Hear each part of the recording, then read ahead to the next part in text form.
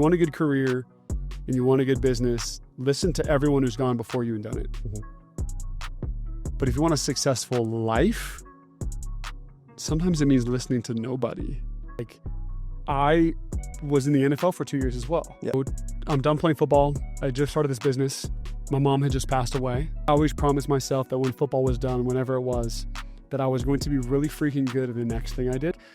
All these new experiences that allowed us to feel this sort of superhuman. Yeah. It's not a mirage. Like, a lot of followers isn't necessarily a community. A lot of people knowing you isn't a community. So community truly takes time. I want to see someone I love all the way on the other side of the sauna, like pulling up, but that's what I want. What is up, everybody, and welcome back to another episode of the Small Lake City Podcast.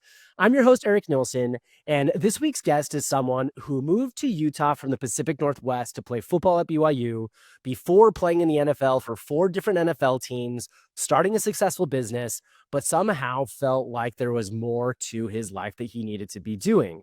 Now, this journey led him to Poland and eventually to the top of a mountain after a 4-hour hike in nothing but boots, gloves, and shorts.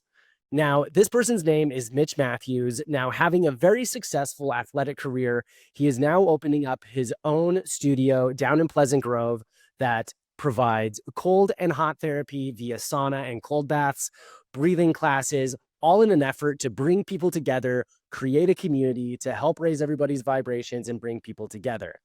Now, we talk about everything from his football career to loss in his life to his new endeavor and what's motivating him to do it and a lot of his ethos in doing so. So it's a great episode. And also huge shout out to Johnny Johnson for letting us record in his studio at Lift Threads. So if any of you need new athletic gear and are looking for a new option outside of the normal stuff, definitely check out his website, liftthreads.com. Great local company, great product. And so definitely go check that out. But otherwise, this is an episode you're going to love. So check this out with Mitch Matthews and his story of creating FlowHaus. Were you born here in Utah? I grew up in Oregon, Portland, Oregon. Oh, you're a Portland guy? I'm headed there this weekend. Are you really? Yeah, love Florida. Beaverton. No, yeah, I will be in Beaverton. I have, so I used to live in Seattle. I went there after school for like my first couple jobs out of college. Did you talk about this? Maybe. Keep going. Yeah. So I was up there, and then I have a bunch of family in Oregon. Where? Oh my gosh, why can I never remember the names? But one lives right off the Columbia River, kind of just east of Small town? Yeah, small town. Gresham. Thank you. Wow, that was actually really impressive. So she lives in Gresham. Her husband is a pharmacist, huge fisherman. Like he works the best fishing in the world, in my opinion. Oh, exactly. So he goes there like usually every day before work in the summer. And then I have a cousin that lives out in Willamette Valley.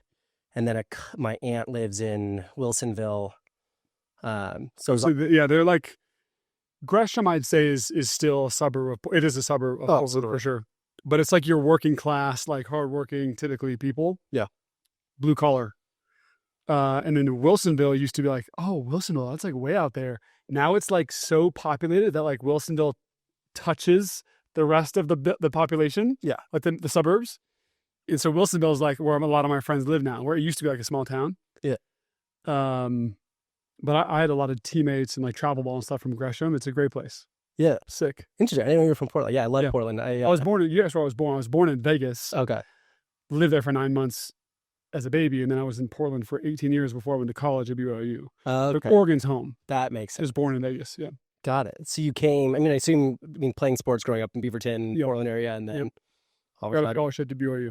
Cool. Wait, so I know you played football at BYU. What years were you there? 12 to 15. Okay. So I was like right because when I was in college at the U, it was 12 to, let's say, yes. What it started January 2012 and then graduated December 2016. 16 or 15? Yeah, 16.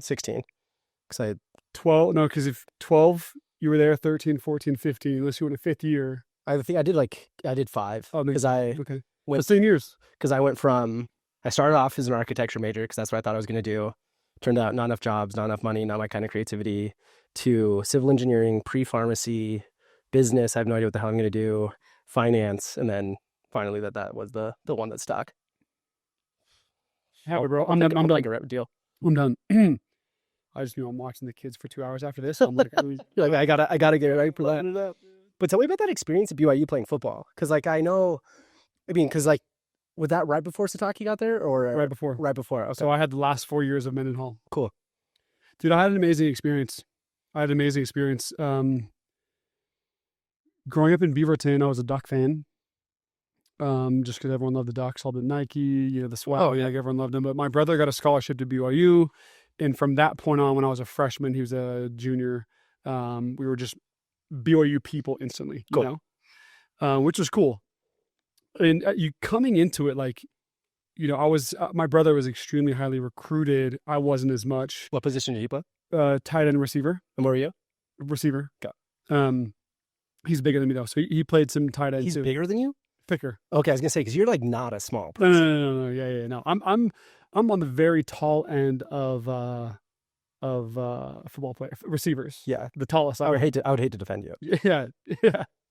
Yeah. So we came to BYU, and you have these extremely high hopes that when you're getting recruited, like you think you're going to go straight to BYU and just be the man. Yeah. You know what I mean? That's what I mean. That's the being a naive recruit is like. But everybody was the man and think they're going to be the man, and then they walk up. Exactly. I got to BYU and they were like, who the fuck is this guy? Like, you know what I mean? Like, I'm like, wait, I thought I was the highly recruited kid. Like me and my brother were a big deal. I mean, they didn't even like. I redshirted as a freshman, didn't even have a chance to play, which they were right about. But like, I think people when they ask that question, like, what was it like? It's because they're thinking from the optics of like, it was probably amazing. It was probably perfect. You're on stage, but you go through some shit, dude. Yeah. You go through some, I was the featured player on the team for 2 years. So I had an amazing experience, but that's one player. Yeah. Like a lot of other guys are like a lot of my friends, like they didn't have a good experience. They're riddled with injuries and they didn't get along with coaches and had a poor experience, but like were there at the same time I was. Yeah. You know what I'm saying? So like I say that because I'm extremely freaking grateful for my experience at BYU because like I got the ball. Yeah. I was the guy, I was the guy that other teams planned for. Like I was, one of the main players. I was a leader on the team. So I had an amazing experience, but there were my freshman, sophomore year, I was like this close to transferring. Yeah. Me and a bunch of the players. Because like it's not perfect in any way. But my junior and senior year, I had a great opportunity and it went well. But like my brother's experience is way different than mine. Yeah. Me and Coach Mendenhall, he's a great guy. But like we are two opposite personalities. Interesting. I mean, like opposite. And so that was different, So I wish I would have had, maybe 2 years with Mendenhall, 2 years with Sataki, because Sataki's more my style. Yeah. You know what I mean?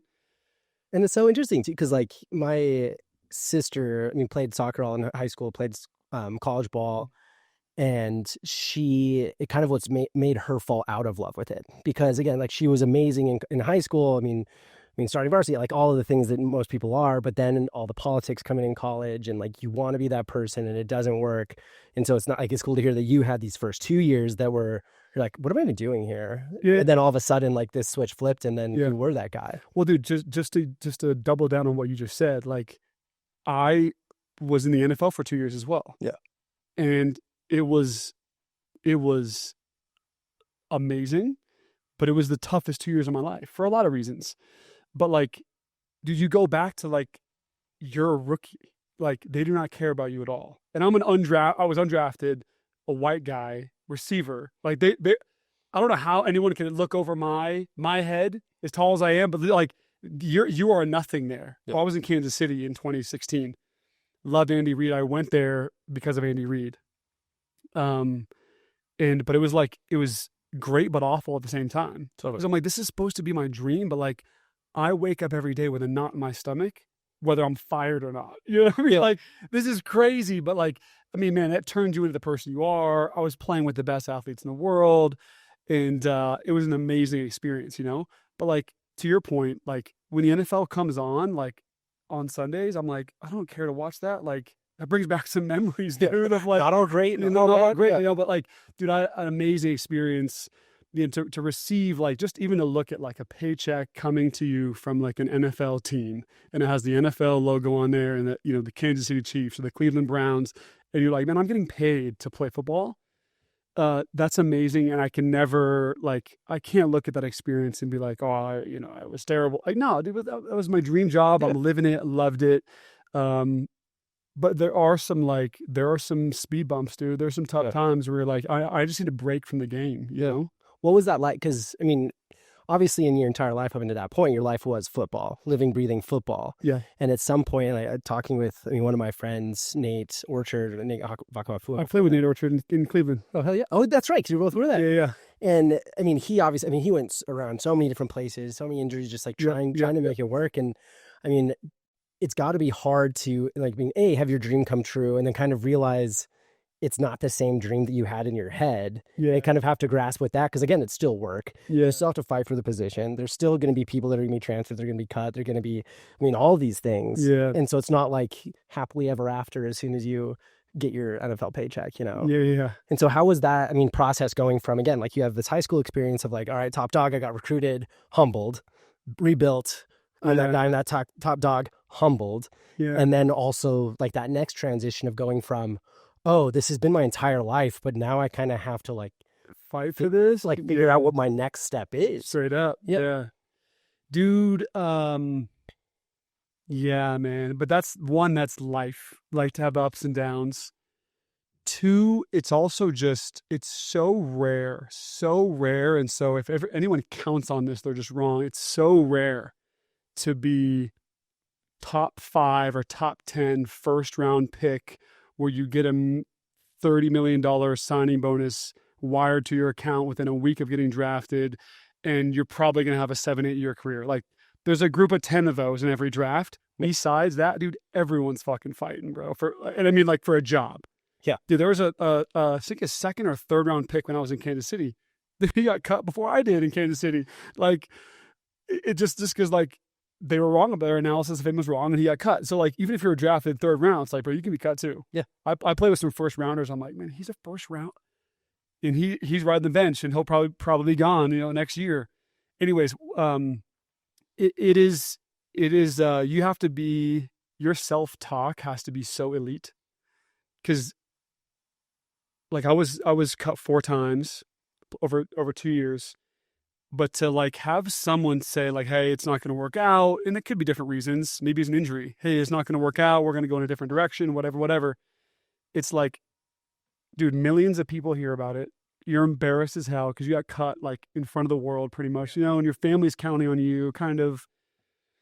So what I'm getting at is like, you have to be elite mentally. And when you're cut, you have to still think that like, you're the man. Yeah.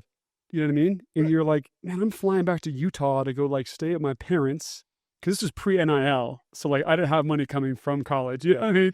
So anyways, I'm like, I'm back at home jobless. I thought I was in my dream job last week and I was full bliss. Yeah. And now I'm jobless and I'm calling my agent like, yo, what's the word? Who's calling me? He's like, well, this team's called, but they're going to want to wait a week and this team. And I'm like, no. I don't just sit around. Yeah. This is not what I do. I always have a plan. I've always been on the team and they have a plan for me. What is going on? So you have these little mini moments where you're like, what is going on? How do I do this? And then a team picks you up and you're with them for 6 months and it's great and it's awesome. But you have to be ready to go through some shit.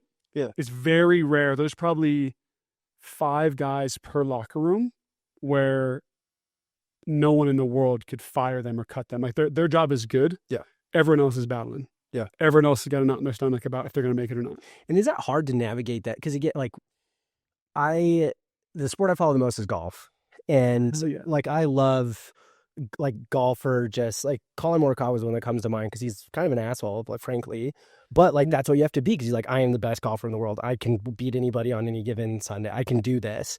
And some people are like, well, how don't you go egotistical? I'm like, but you have to be that guy. Yeah, like, because if you're not like that, like elite mentality you're talking about, because if you're like, well, maybe I am, or like, oh, this guy could be better, like, then you're not going to fight for it. You're not going to do that. Yeah. But I mean, how does that, like, were there people in those locker rooms that you, confided in or like relied on, or is it just kind of like, hey, this is business. We're fighting for our own spots. Dude, good luck.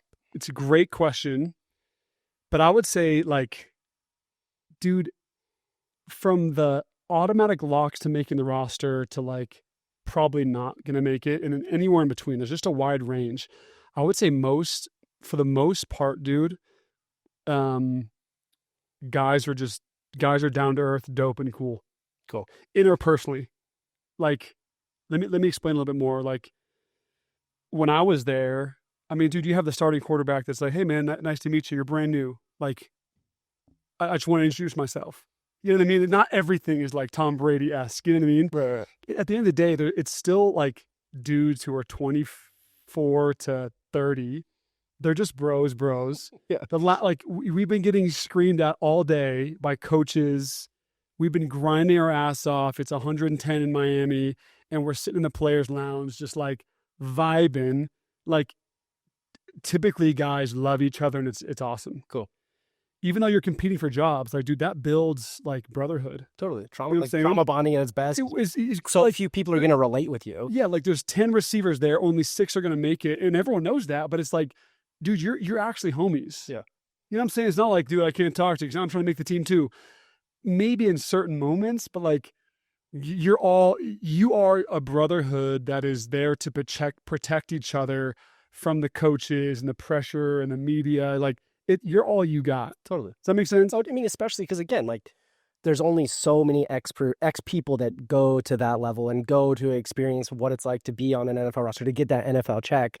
And like, that's one thing I've realized is like the more kind of like niche and nuanced your life is, the harder it is to find people to like talk to about it that you can understand. Totally. And like in like the most, And so I'm curious though, like that kind of like comparing those two locker room dynamics and the people that you're found in both from like BYU and NFL. I mean, would you say that kind of feeling between players is similar, or like what was those differences between those two situations? There was a level of pressure in the NFL that wasn't there in college, but it's just the nature of the game. And what I mean by that is there are 140 Division I colleges. Mm-hmm. There are 32 NFL teams. On the Division I colleges, there's 100 players on a roster. In the NFL, it's 63 with the active roster and the practice squad. And so, like, the writing's on the wall that there's just an added pressure. Yeah. But still, like in college, you're getting mother effed all day at practice. You're in intense meetings every day. A lot of them are just intense, calling you out.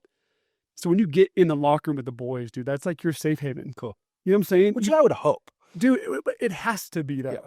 Like, life is not like coaches screaming at you in the locker room, at practice. Meetings are intense. The media down your throat. You just lost this game, whatever. Like, you're telling me a bunch of 19, 20, and 21-year-olds aren't going to look for a place where they're just like safe to be boys. Yeah. Like my guys that were in my wedding were guys that I competed against all 4 years in college over like who's going to be the number one receiver. Yeah. But they were in my wedding. Yeah. And so it's like, it actually breeds really strong relationships.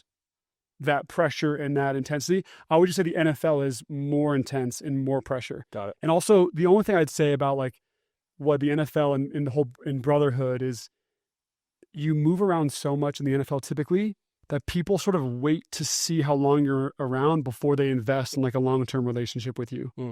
Like they want to, because they don't want to sit there and be like, "Hey, what's up, man?" But like all of a sudden next you might be gone next week. Right. That happens all the time. And so that there's a natural waiting to build relationships. But in college, it's like, all right, you're welcome to the team. You'll be here for the next 4 years. We'll be homies. Yeah. So right away, you're sort of in. In the NFL, there's like we can start hanging out when you're on the team. Yeah. Or, you know what I mean? Like there's a little bit of that naturally, but rightfully so. You can only invest in a certain number of relationships. But to answer your question, both college and the NFL, boys just want to be boys, man. They want to vibe. Exactly. You know what I mean? I love that. I love that it's at the end of the day, people are like, well, that kind of sucks. Like, do you want to go hang out? Do you want to go do this? But So, yeah, exactly. There's still 24 to 30-year-old guys like just they want to hang, dude. Like they want to make fun of the coaches. They want time to relax, you know? Totally. So you have 2 years, so you were Browns, you were Dolphins. Chiefs, Browns, Dolphins. Chiefs, Browns, Dolphins. Yeah. So ended with an ankle injury that put me out for a full year. And I was in 2017, almost 2018. Okay. And it was at that point where I'm like, okay, I was older because I started a mission. Now I've been here for 2 years. And so now I'm like a 27, 28-year-old. And at that point, I feel like it was just time to move on. Yeah. Time for the next thing. I mean, what was that like mentally? Because, again, you've been doing this your entire life. Yeah. And now you're faced with this. All right. Like, it was tough then, and it's tough now. Yeah. Truthfully. When I say tough now, I just mean like there's moments where it comes up. Where like, man, I wish I would have had that 10-year NFL career that I wanted. But like you move on and you have your NFL and other industries, I think, you know? Yeah. For me, I always promised myself that when football was done, whenever it was, that I was going to be really freaking good at the next thing I did. and do good, just continually to find NFL moments in the next things I get into. Yeah. And I think a lot of, especially football players, but a lot of athletes, when football's done, it's sort of like life is over for them. You know? Yeah. They don't have a job. They don't even have all their passions. They get into trouble. But for me, I'm like, when I leave football, I want to start a business. I want to make impact, and I want to have an NFL moment in my 20s, an NFL moment in my 30s and 40s and 50s. I like that mentality. So that when I'm 50, people say, "Oh my gosh, that's right, you did play football." But we're talking about the new things that I'm continuing to do. Yeah. That's in a perfect world how I hope life goes. And that's like, and I agree with that a lot, because like you see people in your life that kind of get stuck. Like they either put so much emphasis on one moment of life, and like one I see people drop off on a lot is like college. They're so stuck in college. They like want to get good grades, want to get that major, want to get that internship. Yeah. All of a sudden they graduate. It's like, oh, like, wait, I don't know like how to connect the next thing, or they don't know how the next part of their career transition into the next part of life, or fail at something, and they just stare at that closed door for so long.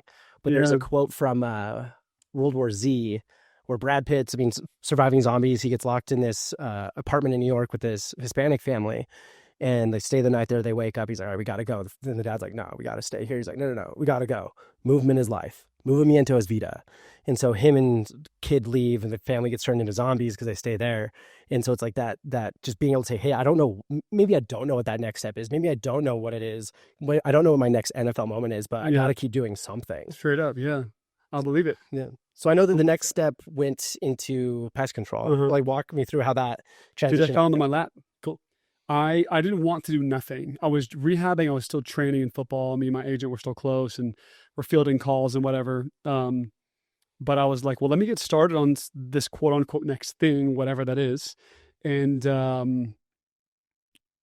let me start preparing. So if this doesn't work out, then I have something going. Because I am too ADD to have nothing going on. You know? Yep.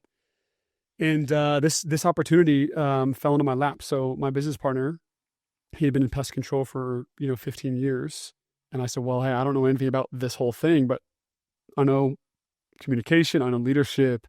I think I'm a natural sales guy, and could see myself doing that. So maybe I head up this side of things in the business."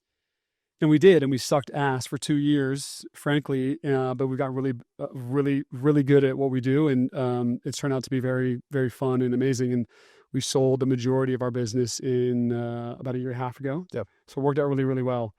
The transition, though, mentally was unique, because I'm like, man, like I still want to be there, but I think it's over. I don't know. That was really tough. Just the not knowing. Yes. I've never had a point in my life where I just don't know, but that was one of them. Mm-hmm. So pest control was the first thing that fell into my lap, and we've been going 8 years. It's been awesome. And there was a point where I'm like, I know how to do this business thing. At least I've shown on paper that I can. And if that's the case, and I hear this a lot from my entrepreneur buddies, it is, okay, I've sort of proven myself that I can make great money and have an awesome business or sell a business. And I hear this a lot, that I had this feeling too, which was, well, now how can I take that as well? And how can I take that knowledge and do something with a lot of impact in it as well? Mm-hmm. You know what I mean?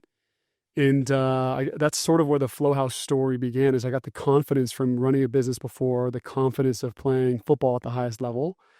What if I applied that to something that also has a ton of impact for humans in the world, in our community, And so the transition was hairy. It was weird. I didn't know what I was doing. I failed a lot. It was just how a lot of transitions can be. Yeah. Very rarely is it this like sprinting at the Olympics, baton handoff. Oh yeah, right.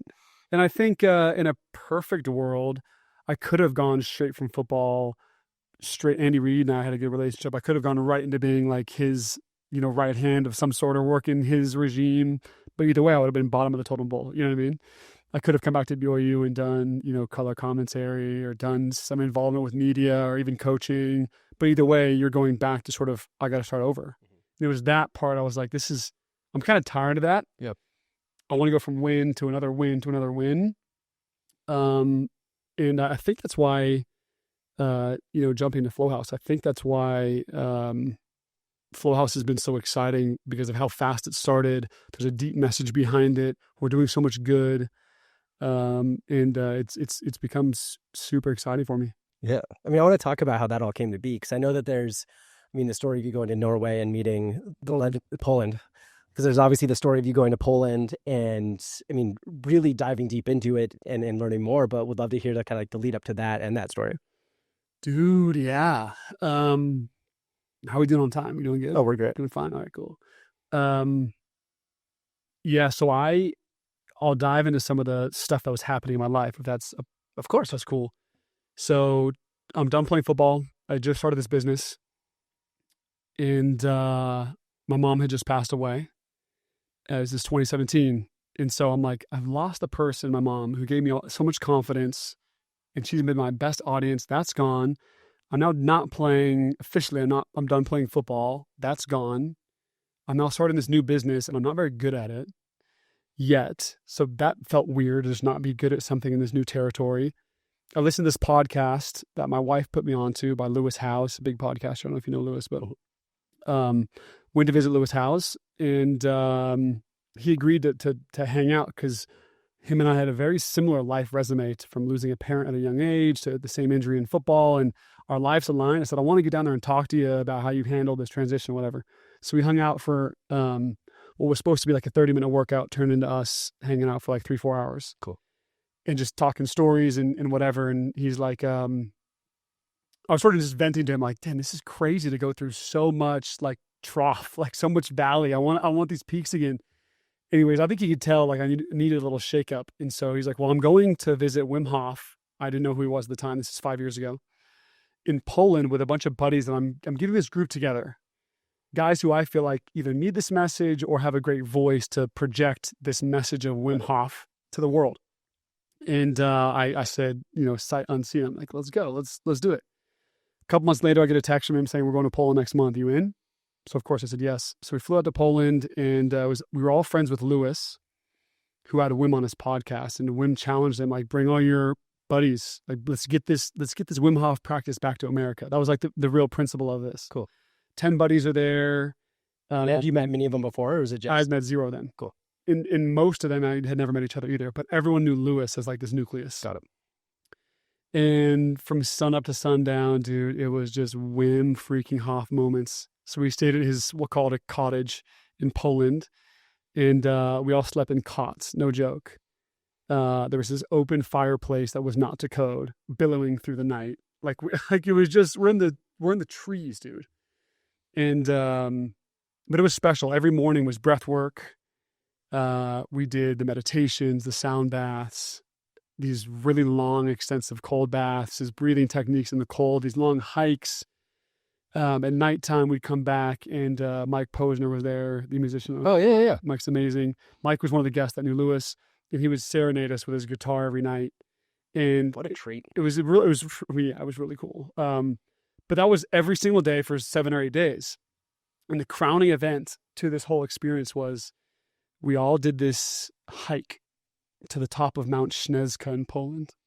And there was a rule that Wim said, it's shorts and shoes and gloves only. No shirt, no pants. And we're going to hike to the top of this mountain. It was like negative 20 degrees. It's insane.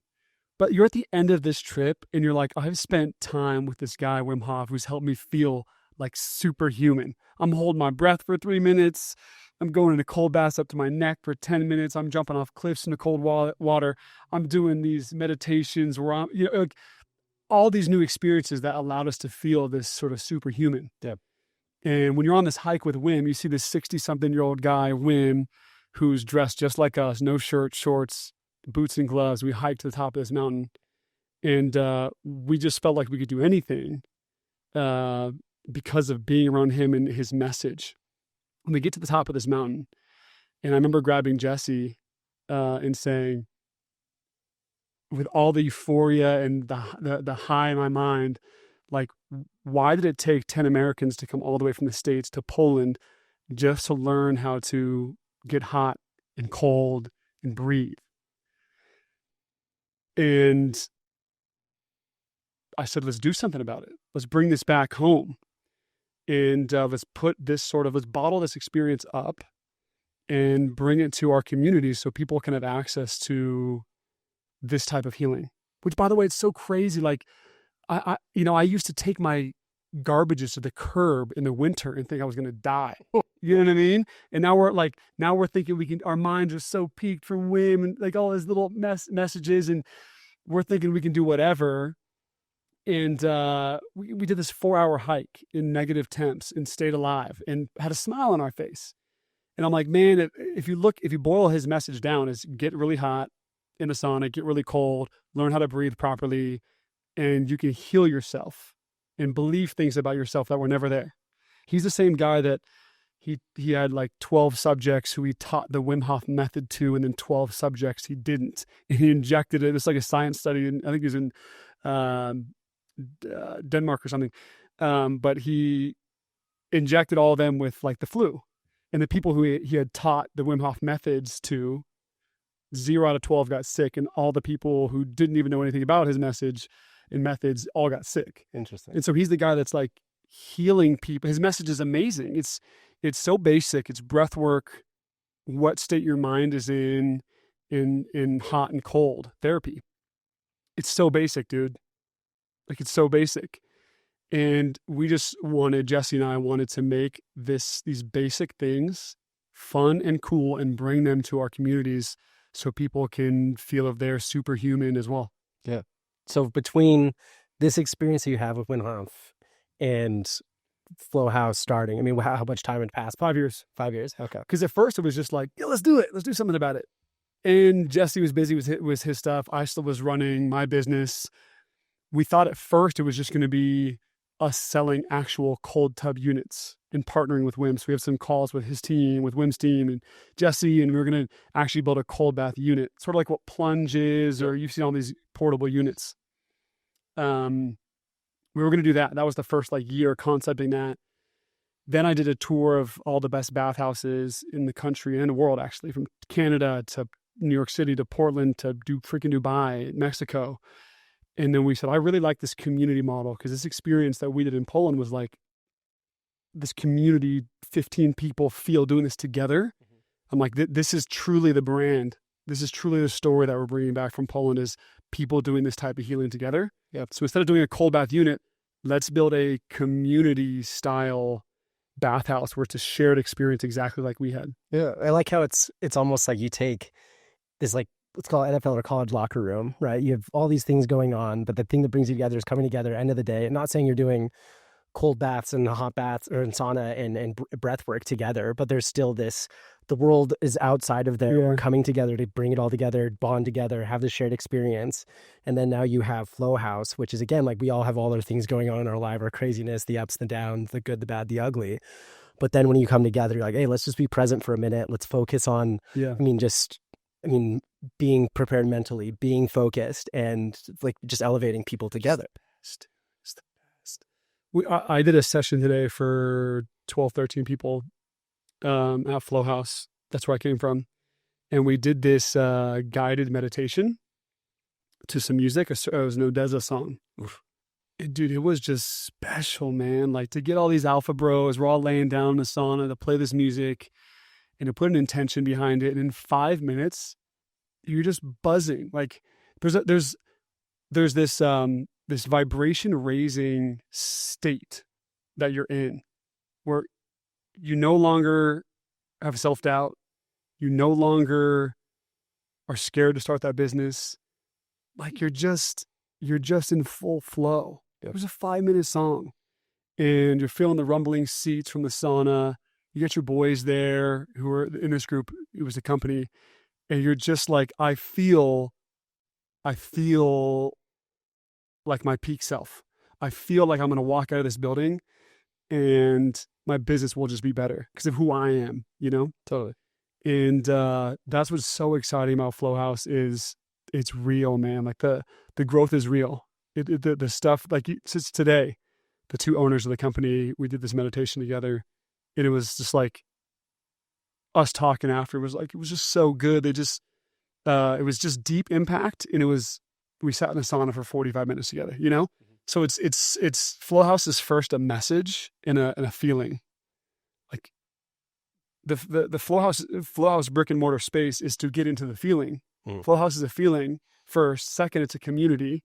It's, are we doing this enough together to protect each other? And then thirdly, it's a space. But you just go to the space to get into that peak state. Yeah. And that's what we care about, is what is it doing to the human? If the human is vibrationally aligned, look at what they're going to do in their community. Yeah. You know what I mean? Totally. And that's one thing, I mean, when I went down last week with you, because again, like, I mean, cold plunges in sauna in general are very, trendy right now. And it's one thing to be like, okay, cool, there's a sauna, there's a hot bath, like ready, set, go, do whatever the hell you want. But when you bring in, again, that intentionality of feeling those higher vibrations and feeling that feeling of like, I can go conquer anything in the world right now. Yeah. I just got to go do it. Yeah. Because, so much of us are always in our heads or like have all these other responsibilities and other things that we have to juggle that it just gets in the way. But then once you can just have like a space and a place and the right people, then you do feel that. And it is like, it's tangible. And also just having such like a beautiful space that people do want to be there and do want to join. And even when I was there was a guy, I was saying Charles. Yeah. That, shout out Charles. and like, cause like every time I go into a place like that, sauna in general, I'm like, all right, like screw all of you guys, like blinders up and I'll do my thing. But it was fun. Just like, Charles was like, oh, so what are you up? Like, what do you do? And then the next thing we know, he's talking about how he just retired here from California. His friends are all, his family's all here, and like, just hear him kind of like what his priorities are in life. And so it's fun to have that. And also like the programming, I think, is a big one too. Cause I think a lot about community right now as I'm trying to build a lot more of it with the podcast. And one thought that I've had over the past week a ton is like, a lot of people will claim community is, it's another big buzzword right now, but the biggest thing about community is you have to show up. Like, to be in a community, you have to show up to the community. You have to go to the events. You have to be there for people. And sometimes it's hard for people to show up to something unless there's like a reason. And so to be like, hey, like this place, this time, this is the program, these people are coming, come join. Yeah. Whereas if it's just it's like a gym membership, it's like, yeah, it's here whenever, come join. It's a lot harder to feel that, especially to start a new habit. Totally. And there's so many places that are popping up. Like there's a place called Sweat House, nothing but respect for them. They're all over the country now, but it's individual rooms, and you go and just do your own little thing, by yourself in your own individual room.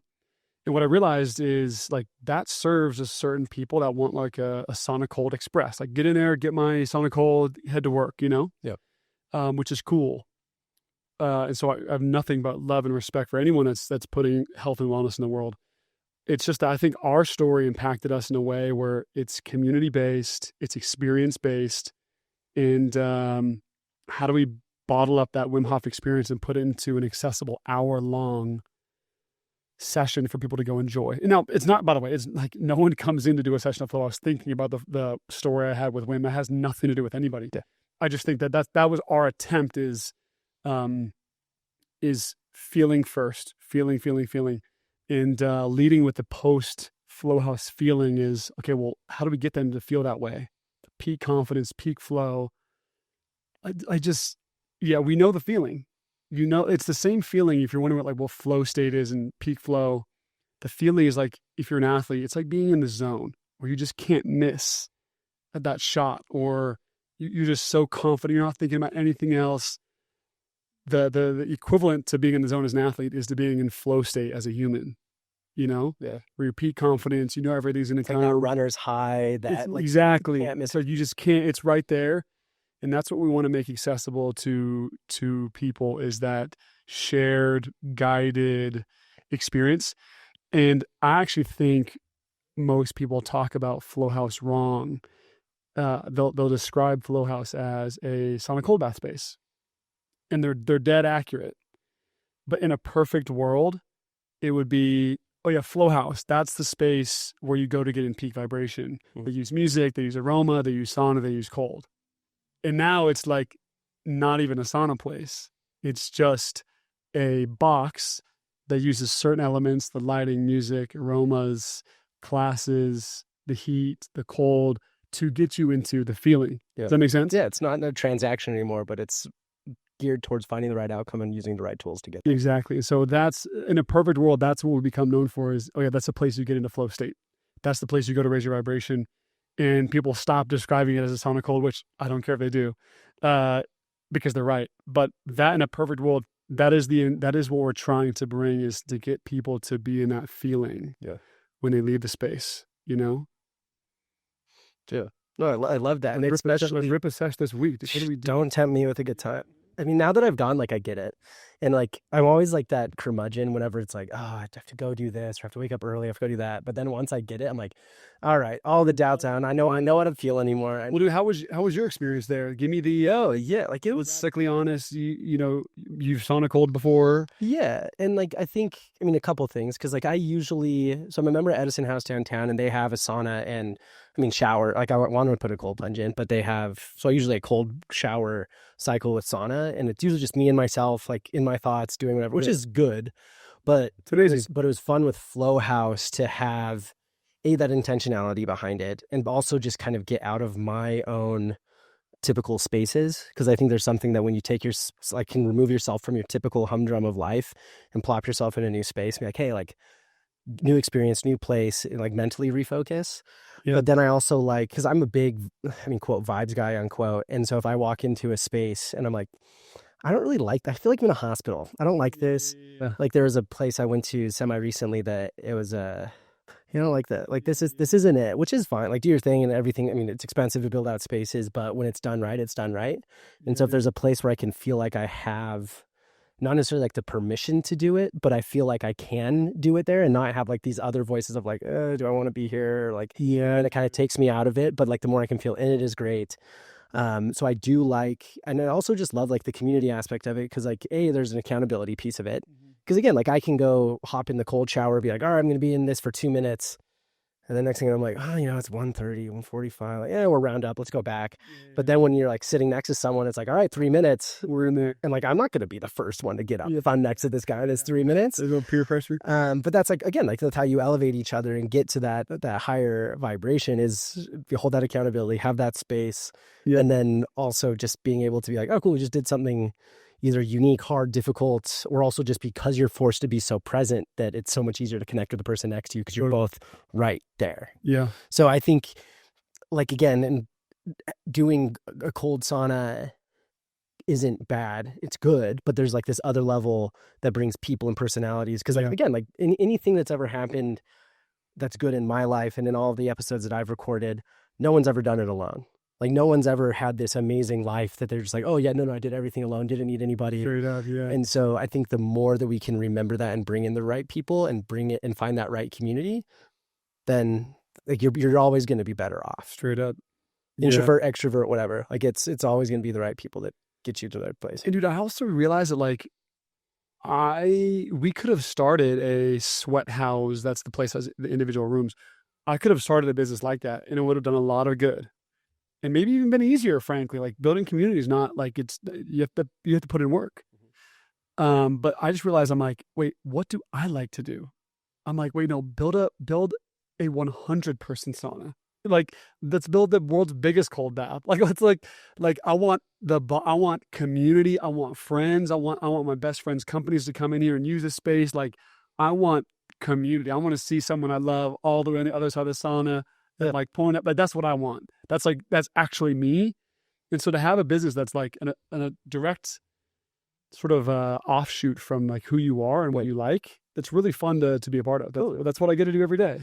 Like, imagine if you did your experience in Poland with Wim Hof and just there was no other buddy else with you. It was either just you and him or just you alone.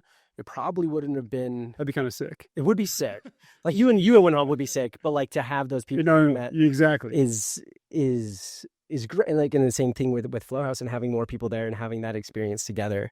Because I kind of always just takes me back to like that locker room in college and football of like, it's easier to have people to go through it together, and especially like that consistency. Because again, if like, you go into the sauna, you see the guy over there, like, oh, last time we were here, you were talking about how you wanted to do that project. How'd it go? He's like, dude, it's been going super well. It's been working with this, and I'm doing that, and like, so I wanted like show you about it. And again, like you start to understand people intimately, because it's, an intimate space. Like, you're probably in a swimsuit, you're being very hot and very cold, and you keep seeing people in the same places, and you start asking more questions and get to know people better. Yeah, and that's when even more magic happens of the community on top of it. Straight up.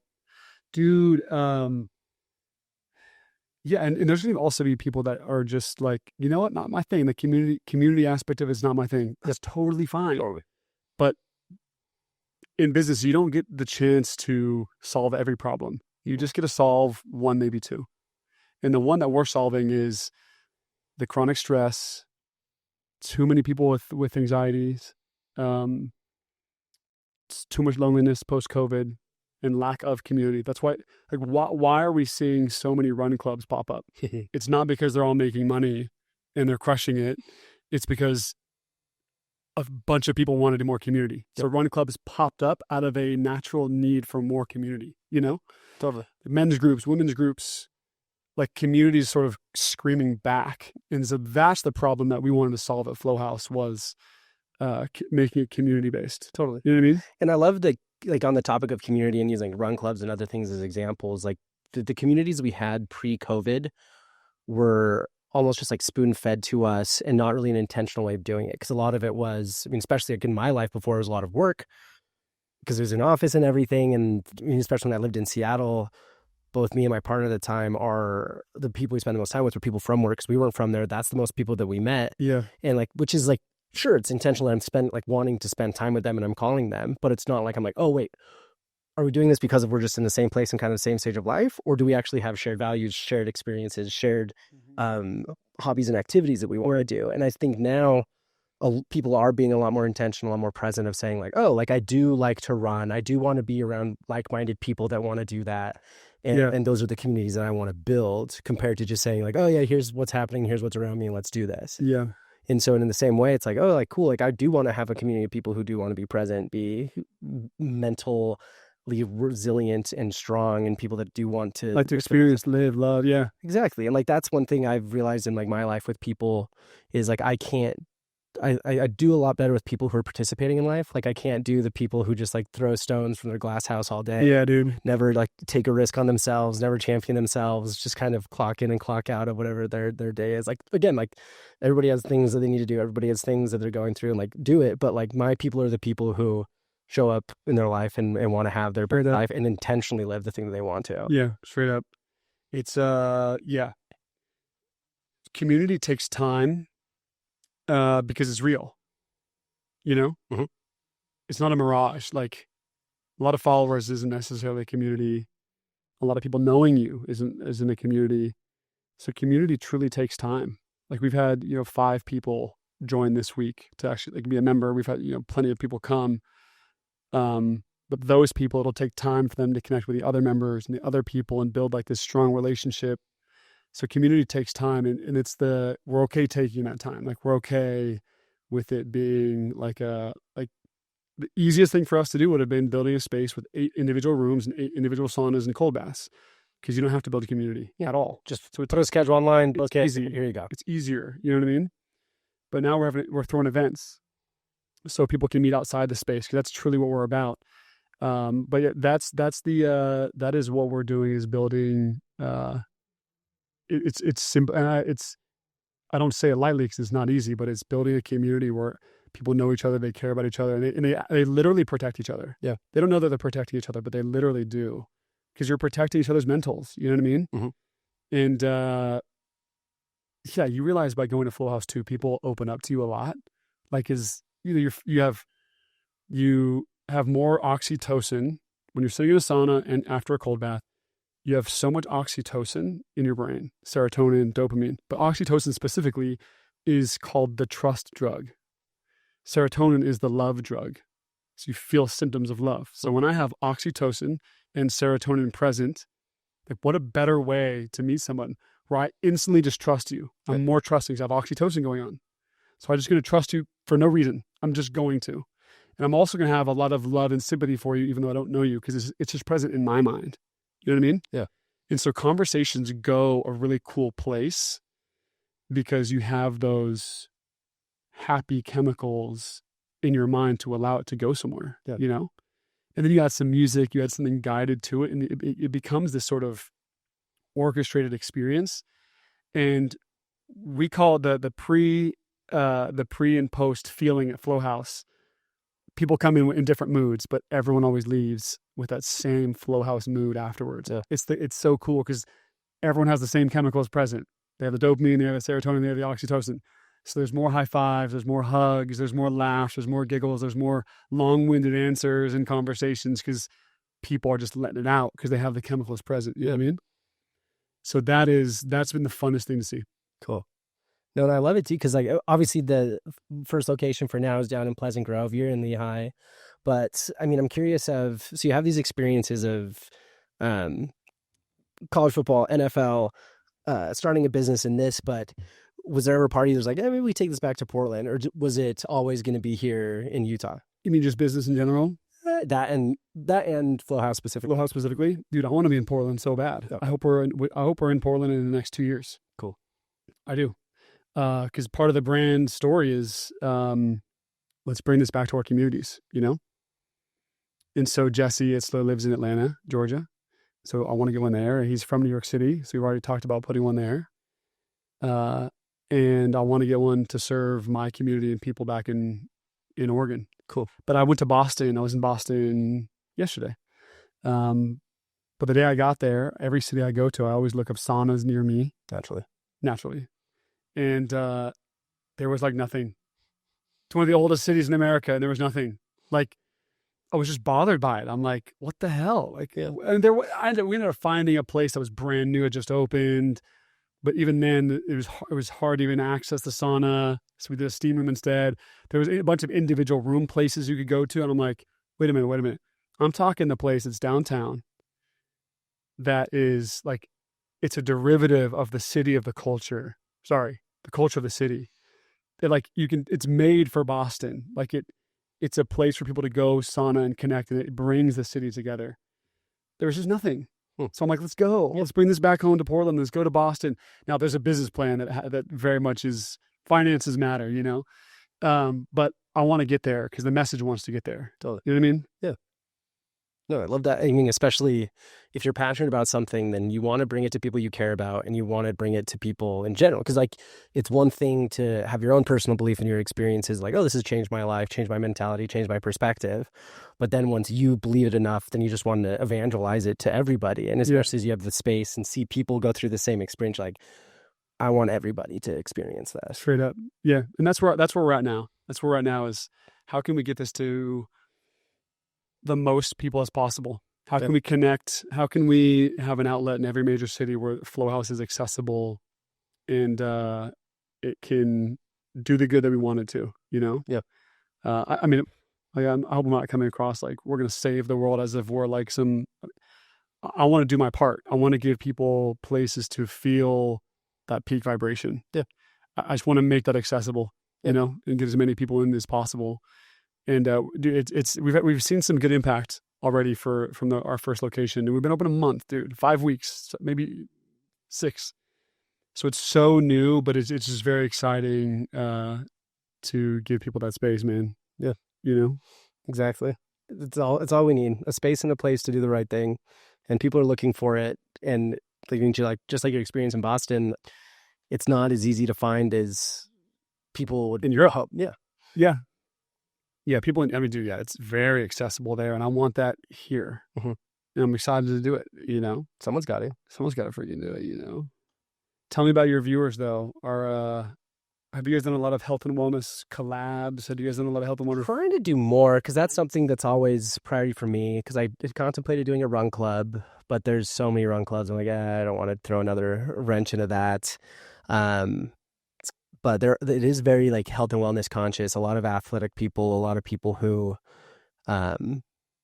just resonate with that a lot more. And so I think it's something that people would want, because I know that there's like a lot of things similar that are happening, but I don't think anything's hitting like scratching that itch quite the way that it should be. Yeah. Like I have a friend who's trying to do, a similar concept in LA, and he's had to kind of pause it because of some other life stuff. And like, he's like, it was funny because like we got together when he was in town last, and he told me like, yeah, like I totally get it, like good luck. And then you'd reached out. I was like, oh, like finally, like someone's doing it right. And I even messaged him, I was like, oh, have you heard of FlowHaus? He's like, yeah. He's like, honestly, if everybody who's doing it, they're doing it the most right.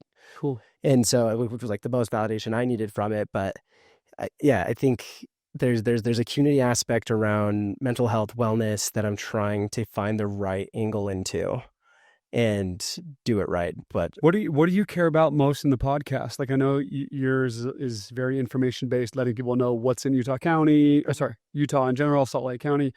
But has it turned into more than that? Like, and that's been like great question. So last year the goal was podcast, make something entertaining, make something people feel like they know what's going on and connected with the space that we all live and share in.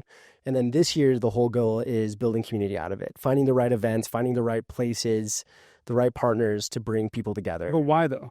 And like, I'm glad you're going that direction, but why? Why that happen? So the conversation I have the most with people is, I don't know how to meet new people. I don't want to go out to the bars more. I hate dating apps, and I don't know how to make new friends. And so, and again, going to like the examples I talked about, a community of like, it's more than a space, it's more an activity, but it has to be like some sort of thing of a specific time, a specific place, specific people that people resonate with more. And you see that in so many different aspects. I mean, even like restaurants and food and beverage, you see how many restaurants are throwing these curated nights or special menus or pop-ups, and you see it everywhere where people do want like a reason to go to a place at a certain time. Otherwise, they usually just won't. And so trying to find this sweet spot of what people want to do in the right way. And so there's like ideas of mental, just health and wellness in general. There's things of, just social experiences. And like we had a game night at HK Brewing. That was really fun. This weekend, we're doing a bikes and brews tour around a couple breweries around Salt Lake, and biking is be like 75 degrees and nice. And so those usually go well, but also just making sure that have the right programming that can appeal to, that there's something for everybody if they want it. That's cool.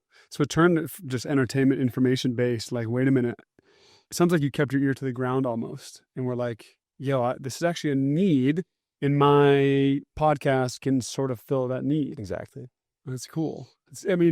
That gave you more work. You know what I mean? Like building communities, like it's that's not easy. No. Communication with everybody. It's what do people like? How do I serve them? Which takes a lot of brain space. Totally. You know? A lot of trial, a lot of failure, a lot of vulnerability. But again, like solving problems and helping people improve their lives is a lot harder than people think it is.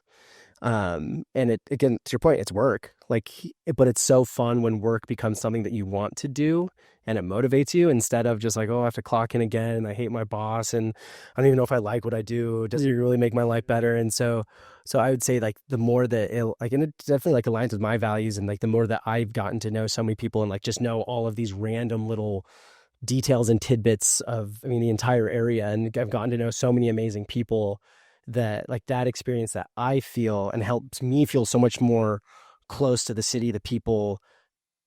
If I can give people a little drop of that experience, then even better, where they can feel like their neighborhood, their place that they live in is their home, and not just a place where they park their car and sleep. Yeah, straight up. Dude, I have a random question. It's just like, it's like rhetorical almost, but like, so many people say, like us, like we say the words, so many people need community.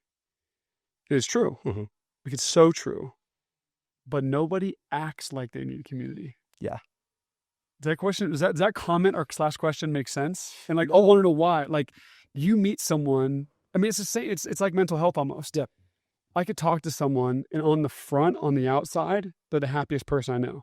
You look behind the scenes though, like, they're severely depressed or anxious or whatever. And I heard that, maybe from a friend or something. I'm like, wait, that guy, like, he's the happiest guy I know. But for whatever reason, like, I don't go about my day and be like, yeah, this person needs community. This person needs community. Like, but everyone does. Yeah. Every freaking person does. But I think we're such ego is a great thing.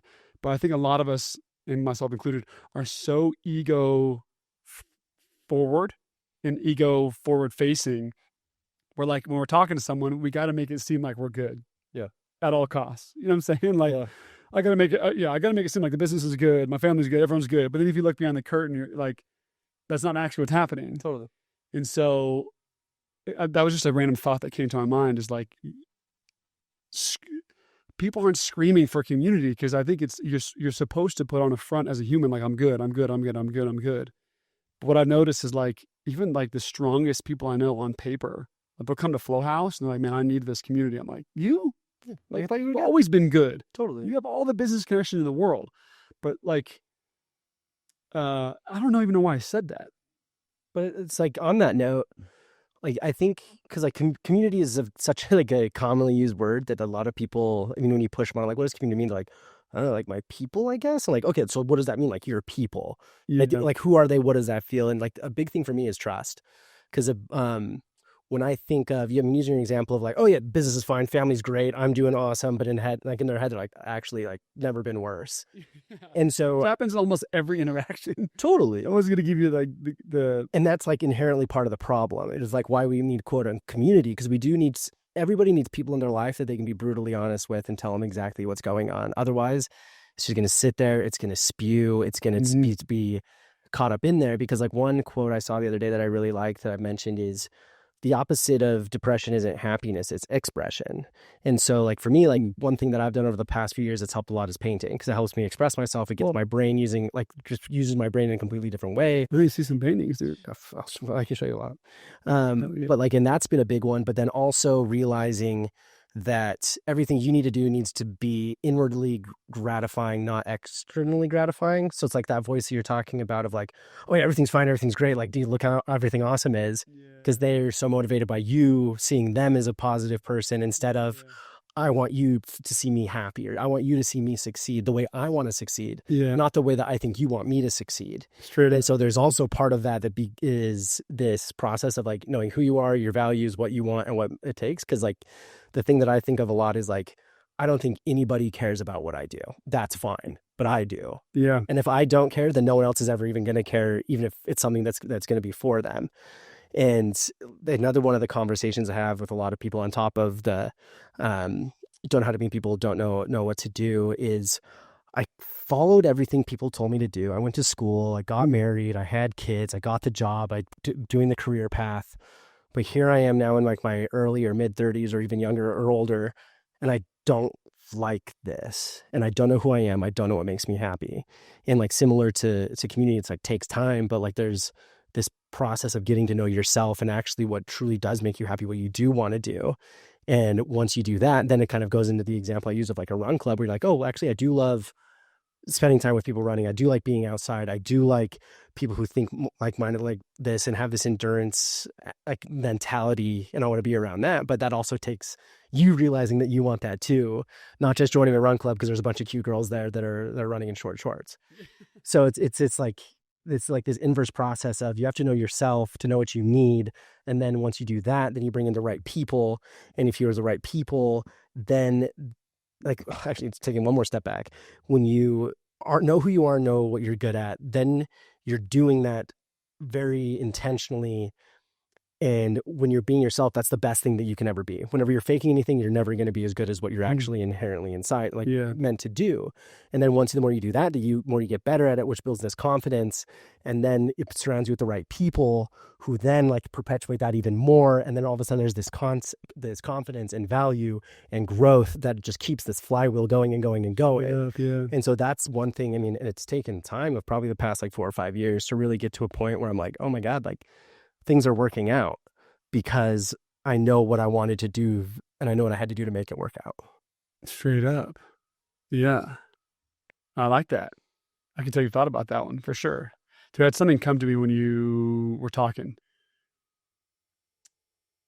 Like if you want to have a really successful career or business, listen to every mentor, ask the questions, do the normal path to get there. The college, the internship, like whatever, right? Listen to everybody. If you want a good career and you want a good business, listen to everyone who's gone before you and done it. Mm-hmm. But if you want a successful life, sometimes it means listening to nobody. You know what I'm saying? Yeah. Because like I was a product of a system, and I'm so glad I was, because I wanted to be good at football. So I jumped into the football system, and it taught me when to wake up, what to eat, how hard to work, and how to play football in high school, college, NFL, right? So listening to other people, the guys who've gone before me, was the exact thing I should have done, because I think you should listen to more often than yourself. When you know, listen to a mentor, listen to someone who's gone before you and done it. But if you want a successful life, like a lot of times it means listening to nobody. Yeah. What I mean by that is like correlation is not always causation. And so like, if you think the happiness to life, because you see happy parents, is like, okay, they got married at 21. My dad finished school. He went on to get his master's here, then he went and got a job here. And so in maybe a youthful mind, you'll say, okay, they're happy. They got married at this time. He went to this career, so I should be happy as well. Yep.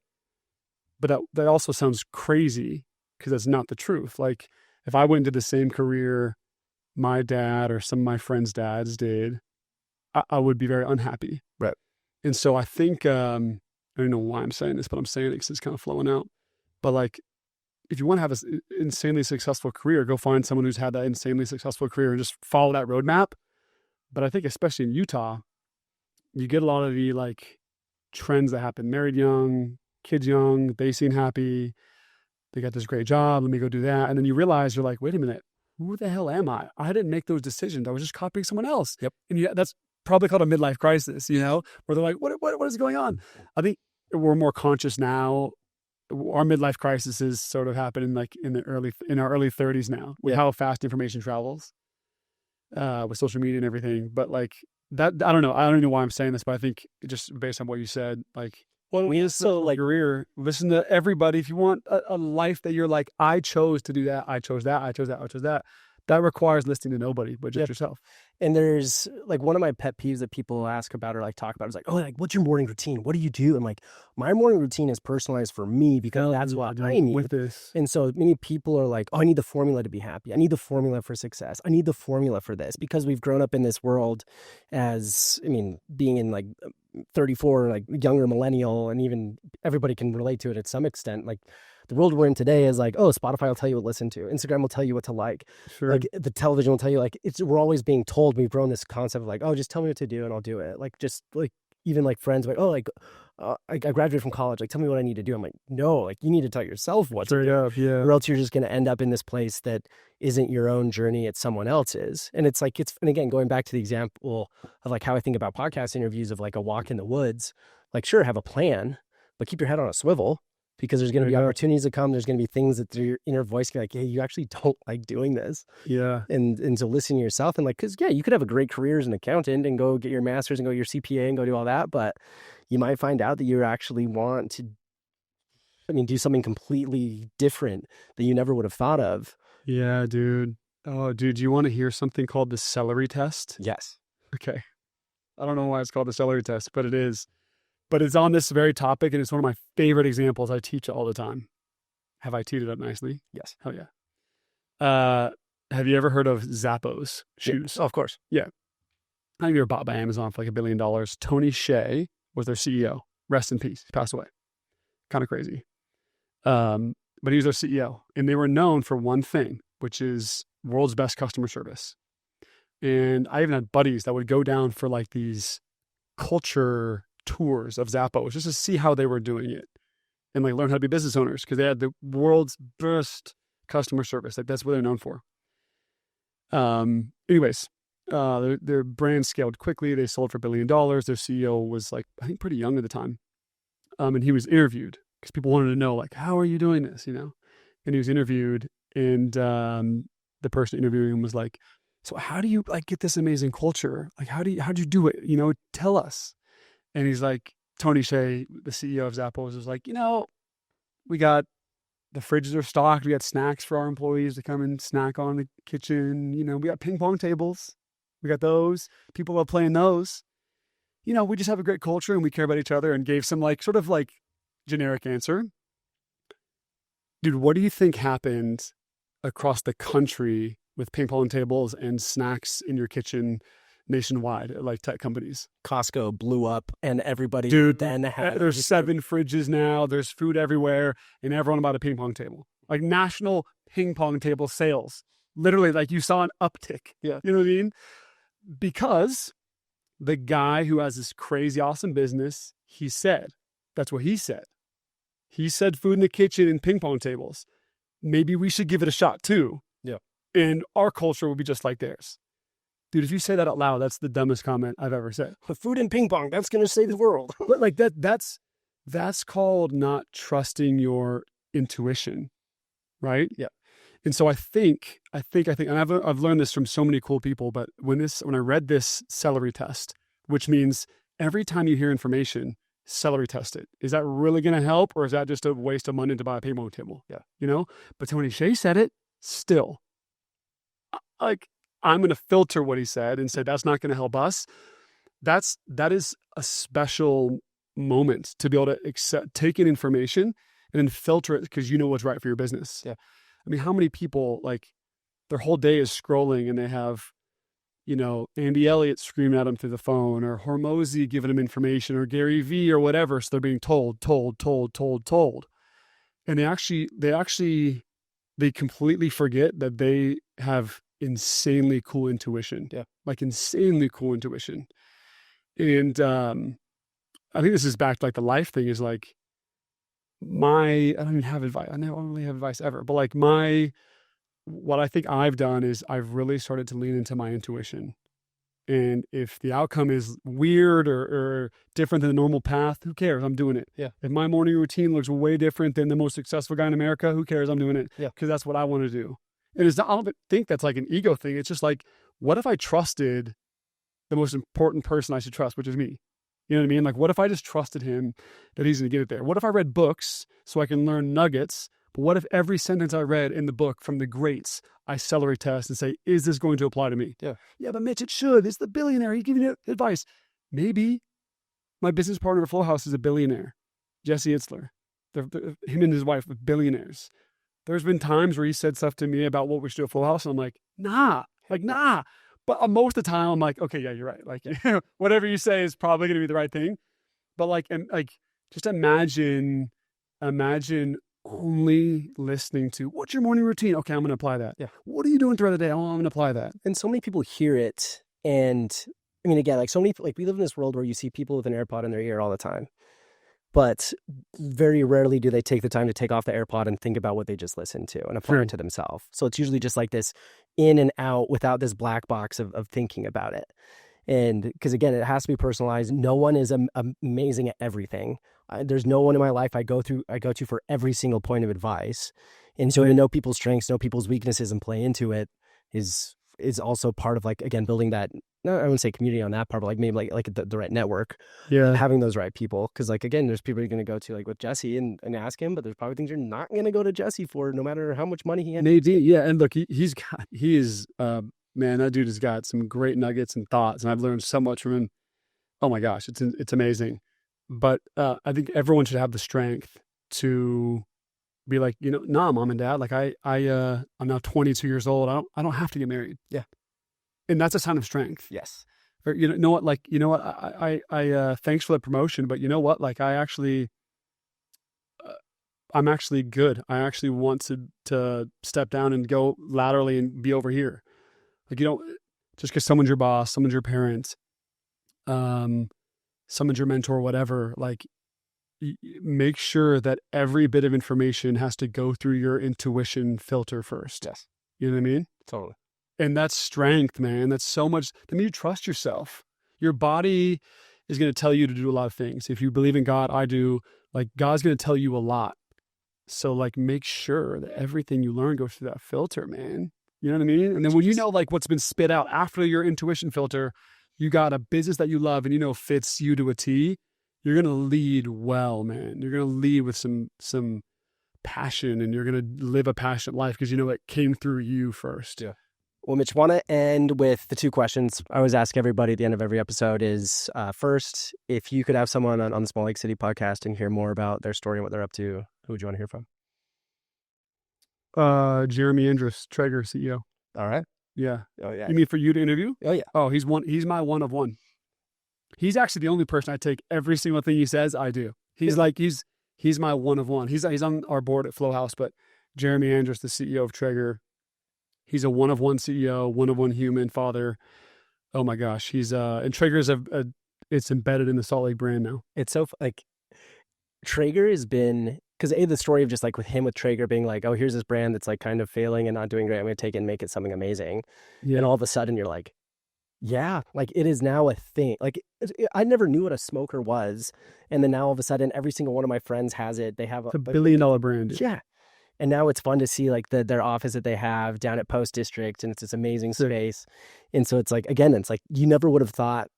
Let's see, that probably been like 10, 12, 13 years ago. Like 20 years, be like, yeah, like the thing that's going to bring a ton of people in Salt Lake together is this like smoker. Like, what the hell's wrong with you? It's because he's got a great why. Like their tagline at Traeger is not let's smoke meat. Their tagline is we're going to use our grills, our product, to bring families and friends together like never before. Yeah, from like their mission statement, which I probably just botched. From that alone, you're like, oh, I support these guys. Yeah, I support them. Cool. You know what I mean? So him, that's my one and only answer. Even though there's a lot of great ones, that's my first answer. Deal.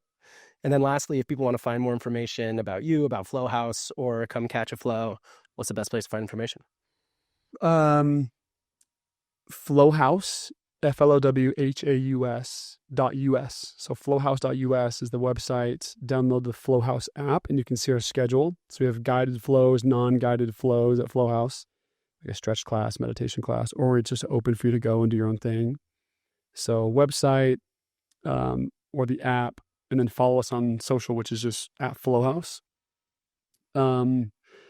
That's it, man. Come try a flow. It is insane. It's amazing. It's special. I've already talked about it enough, but come try a flow and let us know when you're coming. It's $18 for your first. If you've never been before, it's $18 for your first session, hour-long journey. It's sweet.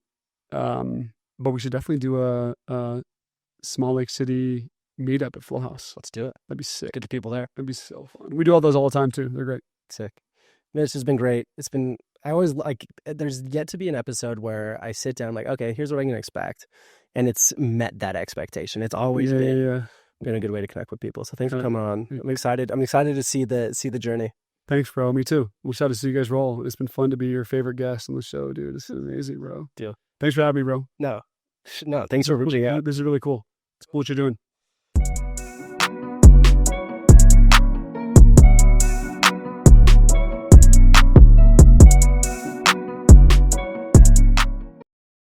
Thank you so much for listening to this week's episode of Salt Lake City Podcast. Don't forget to like, follow, review, subscribe, and share this episode with your friends. And we'll catch you next week. We'll see you there.